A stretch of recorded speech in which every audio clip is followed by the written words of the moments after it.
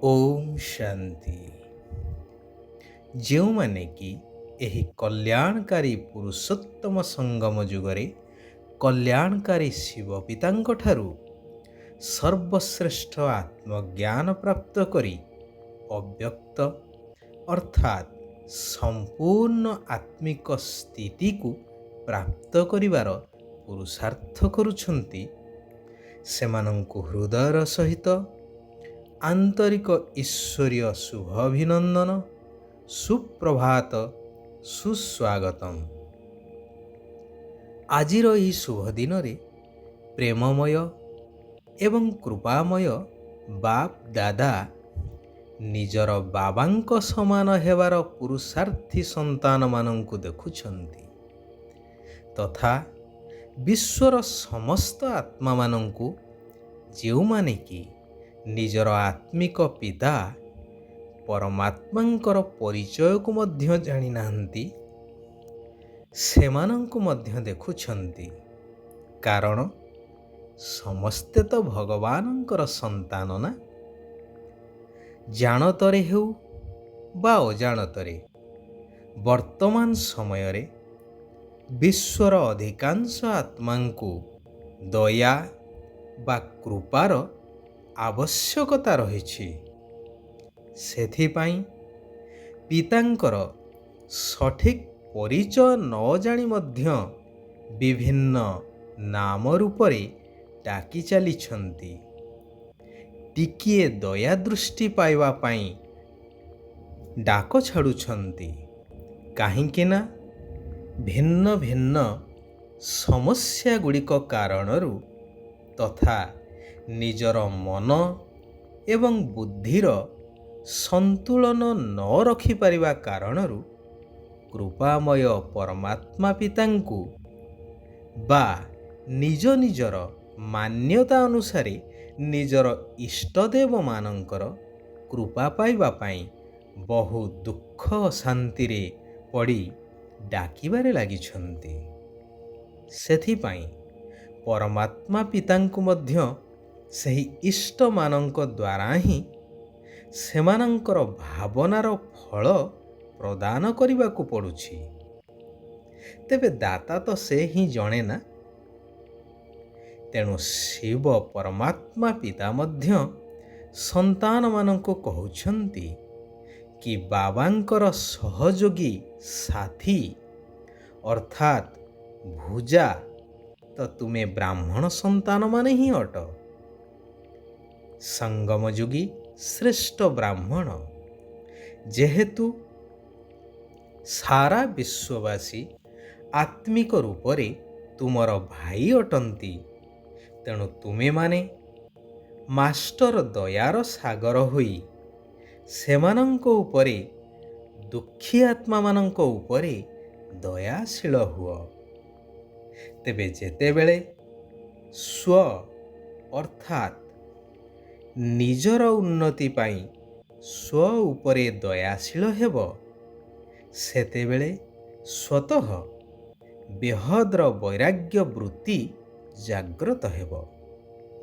ଶ୍ରେଷ୍ଠ ଲକ୍ଷ୍ୟ ରହୁ କି ମୁଁ ଉଚ୍ଚରୁ ଉଚ୍ଚ ପିତାଙ୍କର, ଭଗବାନଙ୍କର ଆତ୍ମିକ ସନ୍ତାନ, ଶିବ ବାବାଙ୍କ ସମାନ ହେବାର ଲକ୍ଷ୍ୟଧାରୀ ଅଟେ।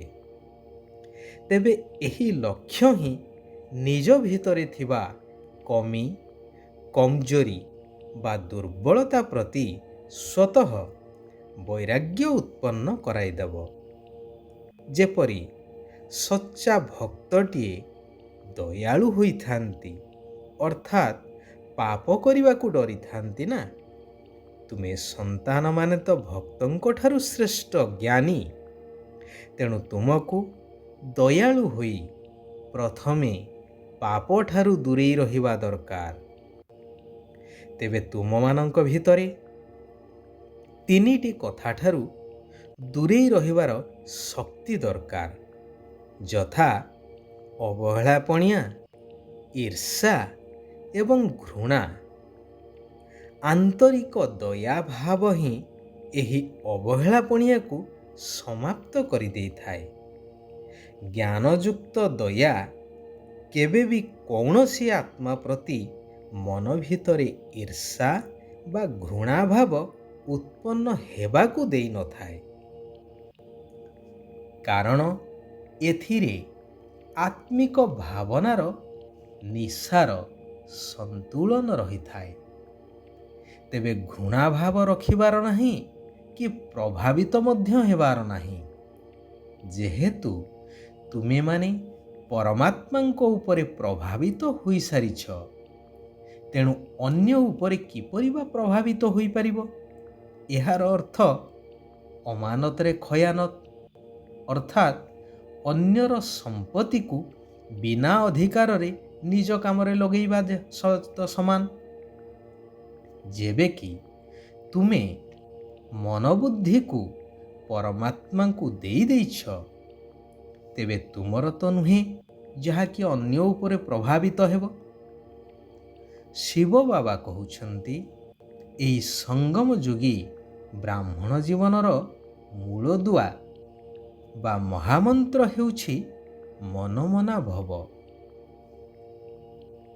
ମନମନା ଭବ ଅର୍ଥାତ୍ ମନେ ମନେ ସ୍ମରଣ କରିବା।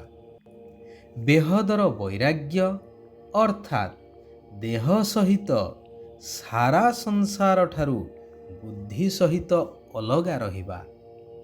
ସେହିମାନଙ୍କୁ ହିଁ ବାବାଙ୍କର ସ୍ନେହ, ସହଯୋଗ ଏବଂ ସଙ୍ଗ ବ୍ୟତୀତ ଅନ୍ୟ କିଛି ବି ଦେଖାଯିବ ନାହିଁ।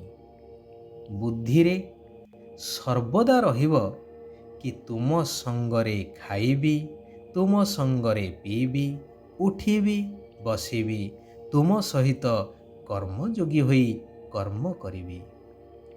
ବାବା ଯେହେତୁ ନିରାକାର, ତେଣୁ ତୁମ ସନ୍ତାନମାନଙ୍କ ଦ୍ୱାରା ହିଁ ବିଶ୍ୱ ପରିବର୍ତ୍ତନର ଶୁଭ ଆଶା ରଖିଛନ୍ତି।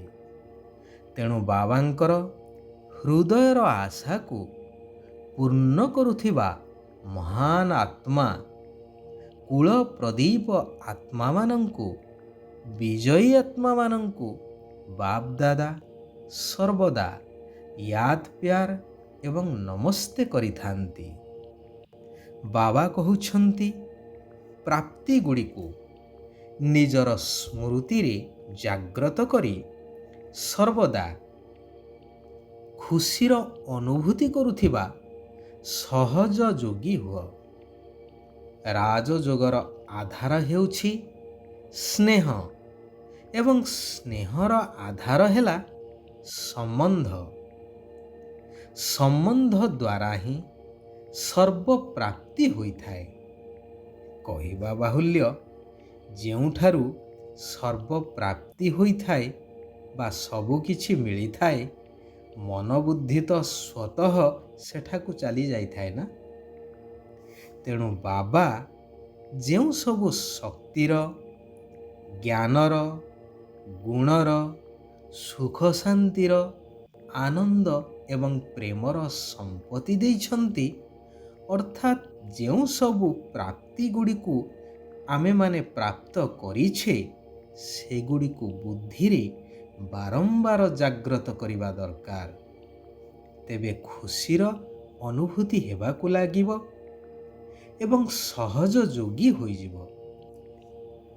ସହଜ ଯୋଗୀ ଅର୍ଥାତ୍ ନିଜକୁ ବିନ୍ଦୁ ଶରୀରଠାରୁ ଅଲଗା ଆତ୍ମନିଶ୍ଚୟ କରି ନିରାକାର ପରମାତ୍ମାଙ୍କ ସହିତ ନିରନ୍ତର ବୁଦ୍ଧିର ଯୋଗ ଲାଗି ରହିବା। ଯିଏ ସବୁ ପ୍ରକାରର ପ୍ରଶ୍ନଠାରୁ ଉର୍ଦ୍ଧ୍ୱରେ ରହିଥାଏ, ସେ ହିଁ ପ୍ରସନ୍ନଚିତ ଆତ୍ମା ଅଟେ। ଆଚ୍ଛା, ଆଜି ପାଇଁ ଏଇଠାରେ ଆମେମାନେ ବିରାମ ନେବା। ଆସନ୍ତାକାଲି ପୁନଶ୍ଚ ଆମେ ଆତ୍ମିକ ସନ୍ତାନମାନେ ସେହି ପରମାତ୍ମା ପିତାଙ୍କର ଆଉ କିଛି କଲ୍ୟାଣକାରୀ ମହାବାକ୍ୟକୁ ଆଲୋଚନା କରିବା, ଚିନ୍ତନ କରିବା, ଧାରଣ କରିବା ଏବଂ ନିଜର ଜୀବନକୁ ପରିବର୍ତ୍ତନ କରିଚାଲିବା। ତତ୍ସହିତ ସାରା ବିଶ୍ୱକୁ ପରିବର୍ତ୍ତନ କରିବା କାର୍ଯ୍ୟରେ ସହଯୋଗୀ ହେବା। ଓମ୍ ଶାନ୍ତି, ଓମ୍ ଶାନ୍ତି, ଓମ୍ ଶାନ୍ତି।